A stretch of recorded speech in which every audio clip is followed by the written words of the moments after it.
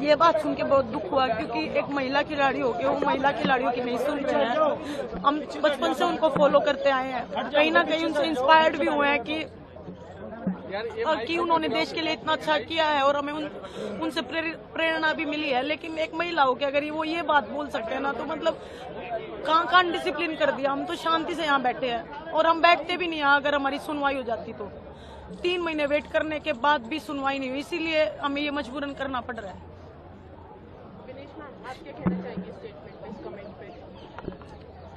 देखिए, पहले तो हम संविधान, अपने हिंदुस्तान के संविधान में रहते हैं, हम स्वतंत्र भारत के नागरिक हैं और हम कहीं भी जा सकते हैं, आ सकते हैं।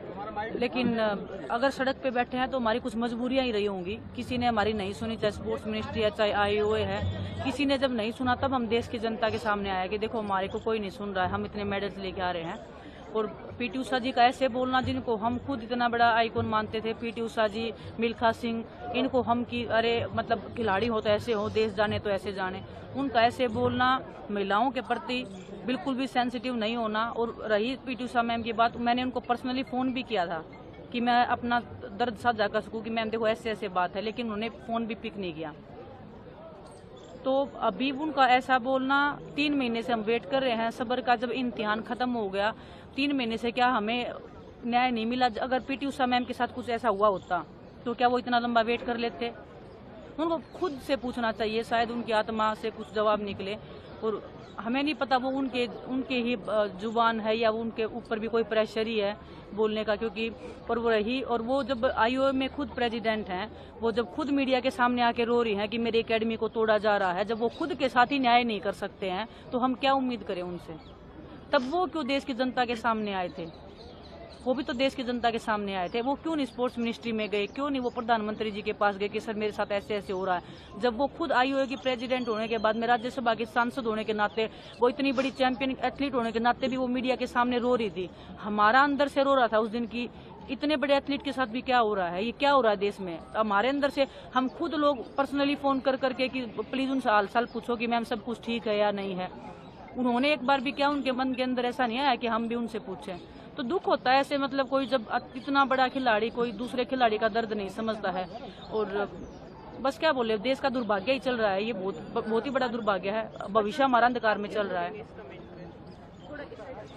देखिए, काफ़ी दुख होता है ऐसी बातें जब PT उषा मैडम ने बोला है, क्योंकि वो खुद एक महिला हैं और उसके बावजूद IOA के अध्यक्ष भी हैं और राज्यसभा सांसद भी। अभी विनेश ने बताया कि उनकी खुद की जब एकेडमी को तोड़ा जा रहा था, क्योंकि मैंने आपके माध्यम से ही पता चला कि वो बोल रहे कि देश की जो गरिमा उस पर दाग लग रहे हैं, ऐसे रोड पे बैठे हैं। हमने 3 महीने वेट किया है, हमने सारी चीज़ें कमेटी के सामने बोली। हम उनके पास गए हैं, वो बोल रहे ना हमारे पास आते हैं। 3 महीने पहले हम उन्हीं के पास गए थे, लेकिन हमारे साथ न्याय नहीं हुआ, हमने मजबूरन यहाँ आना पड़ा। क्योंकि 3 महीने में क्या किया, उनके सोर्सेज चल रहे हैं हर जगह, तो कि भाई सोर्सेज ये बोल रहे खिलाड़ियों ने कुछ नहीं बताया, ये तो निर्दोष है। वो दोबारा से फेडरेशन को रन कर रहे हैं। वो अपने जहाँ पे खिलाड़ियों ने बोला कि भाई हमें जान से मारवा देगा, उसका भी डर है, लेकिन वो नंदनी में अपना चैंपियनशिप करवा रहे हैं। जब आई वो कुछ नहीं बोल रहा। जो उनके फेडरेशन के जो सेक्रेटरी थे तोमर जी, उनको सस्पेंड कर रखा, वो मेडल सेरेमनी कर रहे हैं लड़कियों की, तब कुछ नहीं बोला जा रहा। अगर खिलाड़ी अपने हक की आवाज़ उठा रहे तो उनको अनडिसिप्लिन बोला जा रहा है। खिलाड़ियों को तो हमेशा डिसिप्लिन ही सिखाया जाता है, ना कि अनडिसिप्लिन। और मैडम खुद जब ट्वीट कर रही थी तब देश की इज्जत पे कोई बात नहीं आ रही थी। वो भी तो चुपचाप जाके मिल सकती थी। आपके पास तो पावर है, राज्यसभा से आप सांसद भी हैं, IOA के अध्यक्ष भी हैं, आपके पास तो पावर है। हमारे पास तो कोई पावर भी नहीं है। हम किसको जाके बताएं सीधा?